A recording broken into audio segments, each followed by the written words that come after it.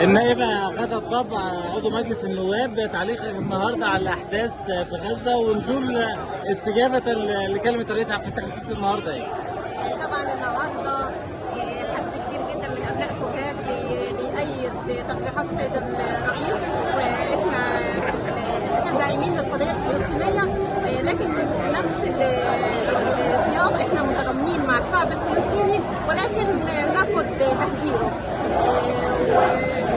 احنا نلاقي الميدان هنا مزدحم جدا، والاصوات كلها والهتافات كلها بتأيد تصريحات السيد الرئيس، واحنا معاه وداعمينه، لان قراراته الحقيقه جت يعني بتوقيت كان لازم مصر تقف الوقفه دي، وزي ما بنحاول دايما سياده الرئيس ان الشعب كله متضامن معاه، فاحنا هنا من سوهاج ومن قلب ميدان السودان بنأيد وندعم قرارات السيد الرئيس، وقلوبنا كلنا مع اهل فلسطين، وخالص تعزينا للضحايا، وان شاء الله النصر من عند الله.